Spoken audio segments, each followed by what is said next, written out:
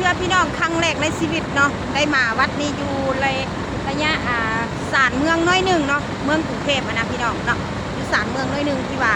เพิ่นพามาแวะน้อยหนึ่งแล้วอีกจักหน่อยเนาะก็จะได้เข้าไปเหียนคอร์สเนาะเข้าไปเหียนคอร์สน้ำเพิ่นพี่น้องเนาะอันนี้เพิ่นพามาก็เลยมาน้ำเพิ่นเนาะไปเหียนคอร์สเข้ามาในมื้อนี้เข้ามาแบบ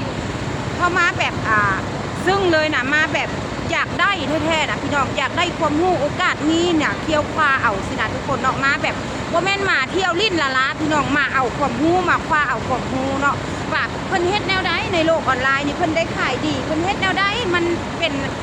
ที่ว่าภูมิใจในตัวเองที่ว่าเฮ็ดในโลกโซเชียลนี่ได้แบบใดขนาดพี่น้องเฮาอยากรู้เฮาจะค่อยมาเรียนรู้เนาะสละเวลามาจัก2 มื้อเนาะพี่น้องเนาะเดี๋ยวก็ได้กลับนครหลวงเวียงจันทน์แล้วเนาะแม่ยายสี่เอาภาพมาให้บรรดาทานและก็ทุก FC เนาะที่อยู่ประเทศไทยประเทศลาวทั่วโลกเนาะที่ได้ติดตามแม่ยายสี่เนาะได้เบิ่งภาพงามๆสวยๆเนาะจะเป็นภาพงามๆเนี่ยโหมันจะสูงเหลือเกินแหงเนาะพี่น้องเนาะเพียงเท่านี้ก่อนเด้อพี่น้องเด้อเดี๋ยวแม่ยายสี่อัปเดตให้เบิ่งตามขั้นตอน